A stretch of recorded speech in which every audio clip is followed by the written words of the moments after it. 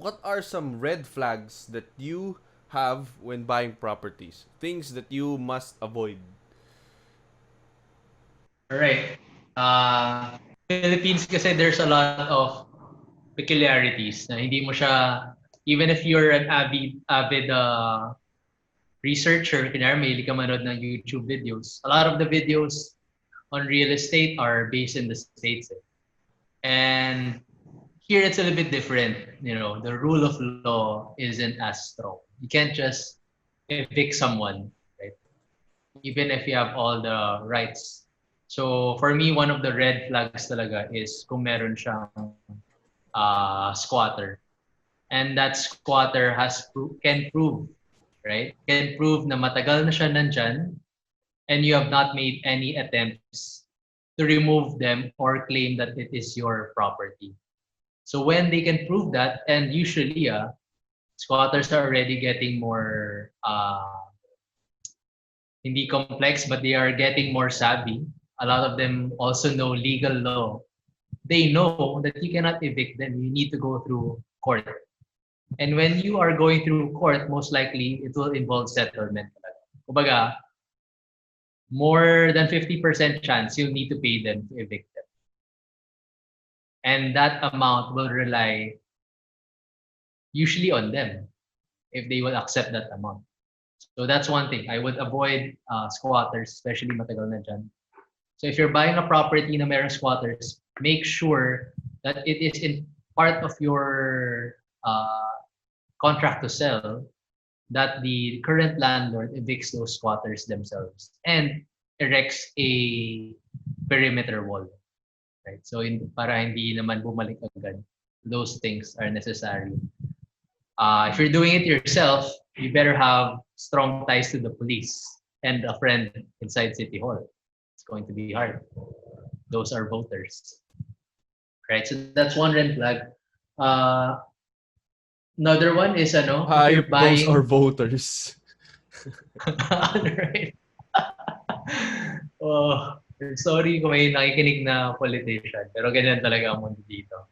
Right? So, if you're a young listener, medyo mawawala yung twinkle in that eye. Kasi when you go into real estate, it's a bit like going to show business.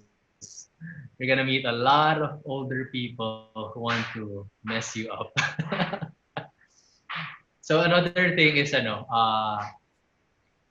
if you're buying properties, especially if it's not a new one, no? It's not a turnkey project. When we say turnkey, it's ginawa siya ng a developer and then they're selling it agad. So it's brand new.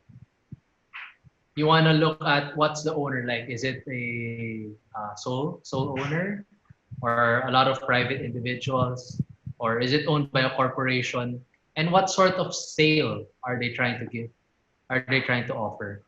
So one thing na medyo mahirap for me is a corporate owned property and then they want a share sale, meaning you're not buying the land, you're buying shares of the corporation to own the land, or perhaps you buy out all the shareholders so that you retain the land, okay, and the corporation.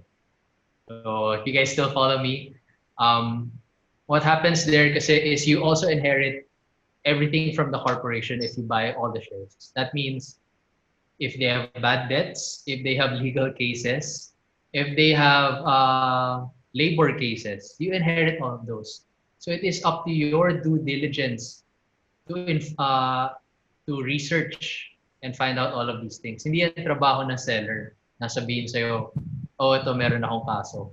Trabaho mo yun. So usually people go into that because you avoid a lot of taxes legally.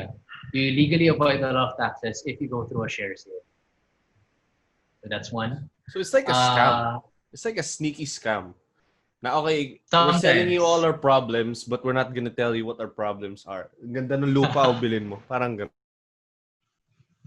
Oo. Kaya kailangan meron kang magaling na lawyer at magaling na accountant. Kasama mo palagi yan pag gumagawa ka ng mga sale na ganyan. Grabe. So, guys, we're not even done answering all the questions, but one thing I can conclude is if you're gonna get into this real estate business, yung commercial, lalo na mga big deals kasi Kyle, di ba yung mga gantong properties, what, 30 million pataas, 100 million yung iba kasi city to Yeah. yung mga ganito, di ba? If you're gonna get involved in these kinds of deals, you're gonna need a good lawyer and someone who knows the ins and outs of the titles and government practices and all that. So yeah. Sige. And since this is part of the show, you should get a good licensed broker. They really make things a little bit quicker. While the broker is not there to be your lawyer or to be your accountant, they at least know the laws that are applying to each transaction. So alam nila at least ano yung hihingin from the seller's account, right?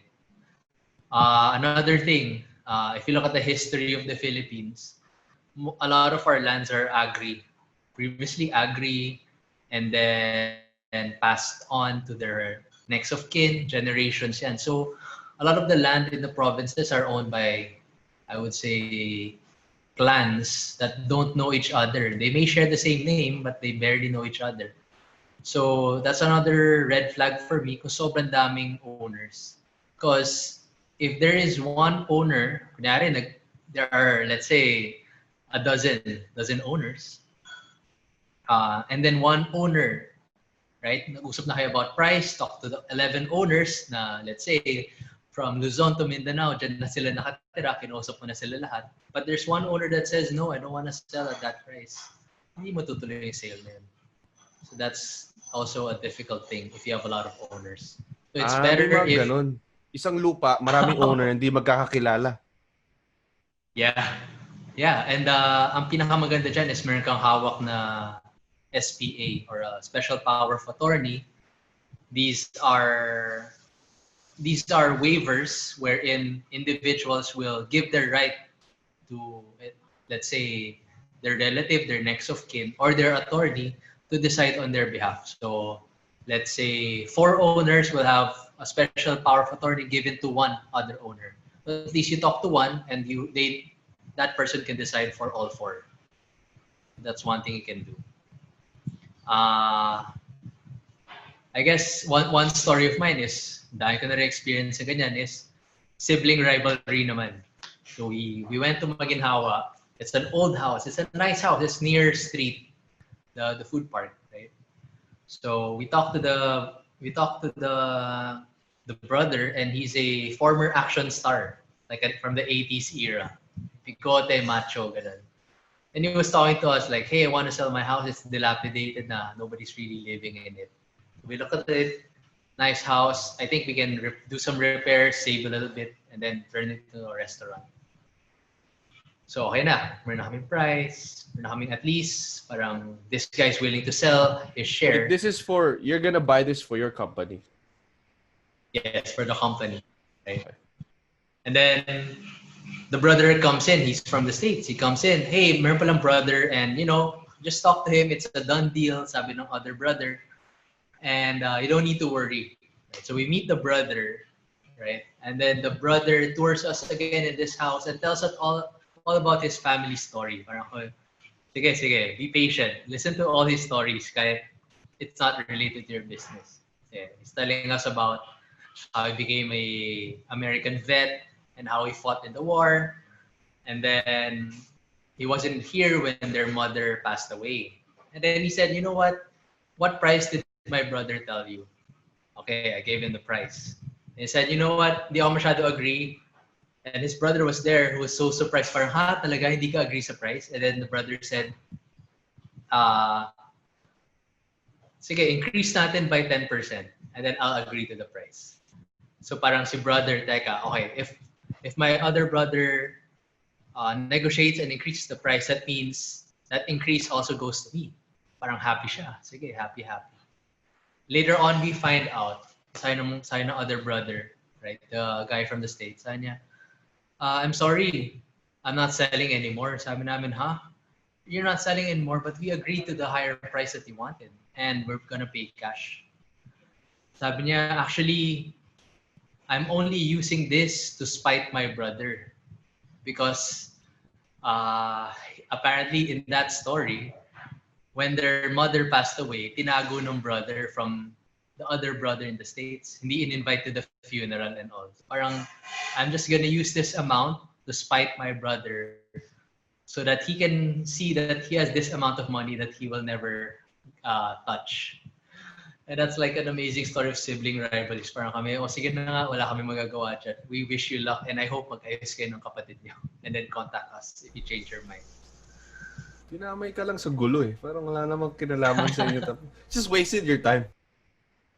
Yeah, wasted our time and we could have gone through another deal. Sayang. Okay, so one more thing is siguro avoid ka ng deals that are too good to be true. That's another red flag for me. So what are deals that are too good to be true? It's like anything where you can get a margin more than 30%. If you invest, let's say 1 peso, and then you can immediately get 30 cents more for every peso. More than that, more than 30 cents. That's a little bit fishy. Kasi it's usually hard. And it's usually hard to find a seller who doesn't know how much his property is worth. At the least, he would have asked his neighbors magkano niyo bibenta yung sa inyo so that he can compare prices. So, malabo na yan. Usually, bibenta yan kasi either madaming problema yung property or he may not even be the owner. So, beware of those things. All right. Solid. And I know people who can relate to the squatters. Kasi some people who never had experience of trying to evict them, akala nila madali lang. Pero pag bili nila ng property, ang hirap pala, ang kukulit nila. Ayaw umalis eh. Minsan, hindi pa yung gagalawin ng mayor. So, lalo na election season, di ba? So, asa ka na lang. They'll do anything for you. Oo nga, no? Kailangan nila ng voters nga pala. Kulit eh.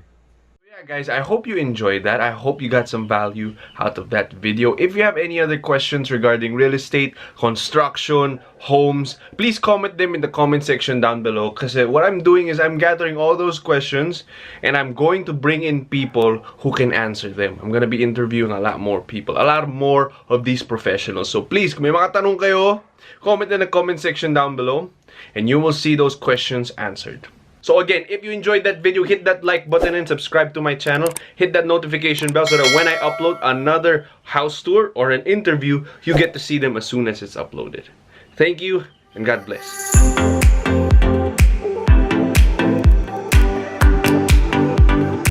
Okay, so follow-up question.